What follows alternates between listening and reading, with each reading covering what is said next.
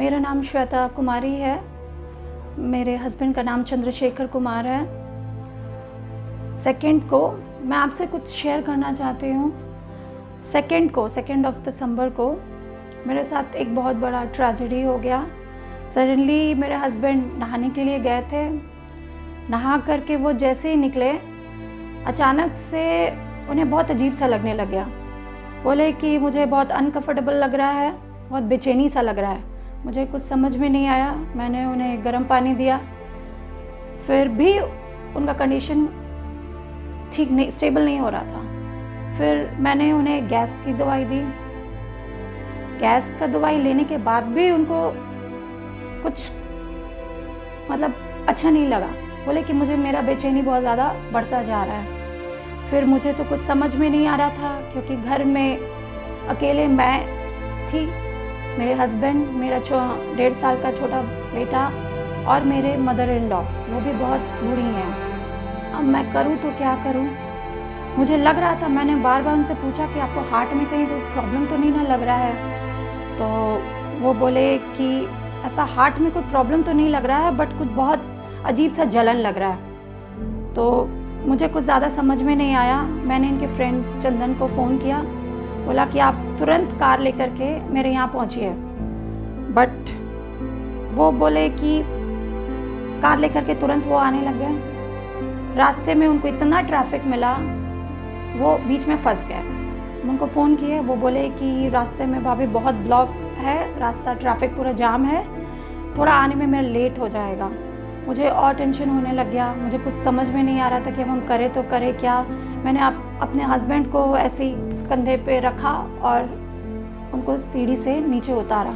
मुझे कुछ समझ में नहीं आ रहा था क्या करूं। फिर हस्बैंड को वहीं पे बैठाया। मुझे सामने में थाना था, हिंदपीढ़ी थाना। मैं वहाँ पे गई। वहाँ के जो भी स्टाफ थे, पुलिस थे, उनको मैंने अपना प्रॉब्लम बताया कि सर मेरा हस्बैंड का इमरजेंसी है, पता नहीं शायद हार्ट में कोई प्रॉब्लम है, मुझे गाड़ी चाहिए।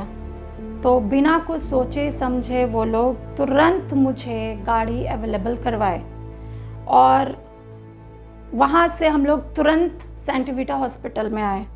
सेंट वीटा हॉस्पिटल में इमरजेंसी में जाने के बाद उन लोगों ने दवाई दी।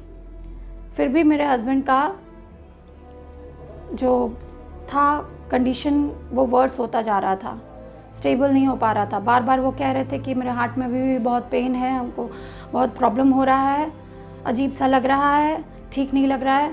तो फिर हम लोग अब करें तो क्या करें?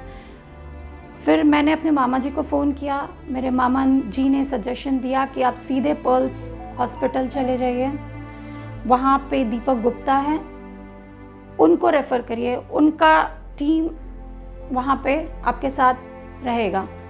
तो मैं पर्ल्स में मेरी फ्रेंड भी काम करती है, शीनू रानी।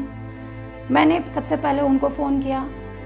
उन्होंने बोला हाँ आ जाओ, अभी डॉक्टर अवेलेबल हो जाएंगे।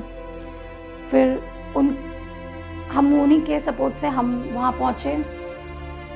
वहाँ पहुँच करके मतलब विदिन 2 मिनट्स शीनू जो मेरी फ्रेंड है वो वहीं पे खड़ी थी। तुरंत उन्होंने मुझे इमरजेंसी में ले गई। वहाँ पे पूरे टीम, दीपक सर के सारे टीम वहाँ पे पहले से ही थे। उन्होंने जैसा जैसा करने को कहा सब वैसे ही हुआ।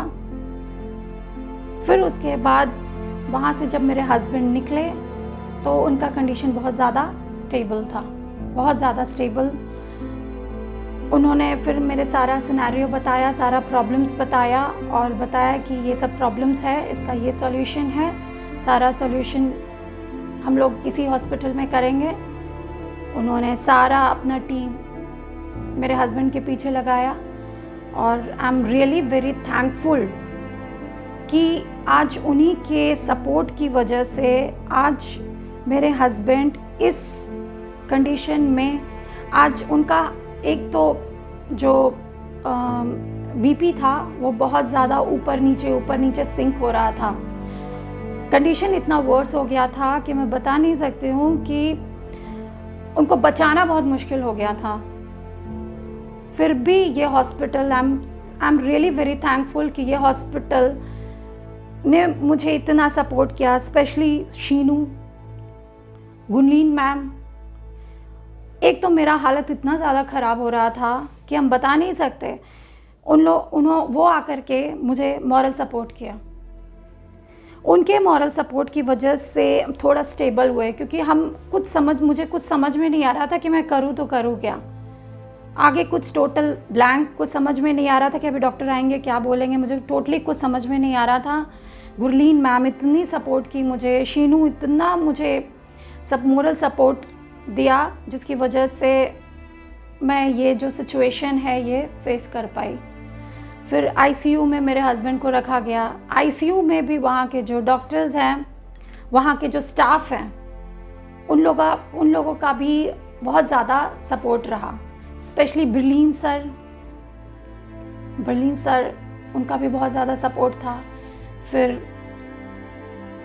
एक और है मनीष शाद, मज़हर, ये लोग का भी बहुत ज़्यादा मॉरल सपोर्ट था। ये लोग टाइम से मेरे हस्बैंड को ट्रीट करते थे, मॉरल सपोर्ट बार बार दे रहे थे, प्रॉपर खाना खिला रहे थे टाइम से, सब कुछ। मुझे मतलब कुछ टेंशन लेना ही नहीं था, सब कुछ ये लोग इतने प्रॉपरली हैंडल कर रहे थे कि मुझे इनफैक्ट इतना अच्छा लगा यहाँ का सारा मैनेजमेंट कि I am really very thankful कि मैं सही जगह सही टाइम पे जो मैंने डिसीजन लिया कि यहाँ लाना है, जो मेरा जो डिसीजन था, आज मैं बहुत ही ज़्यादा अपने आप पे प्राउड फील कर रही हूँ कि मैंने सही टाइम पे सही डिसीजन लिया।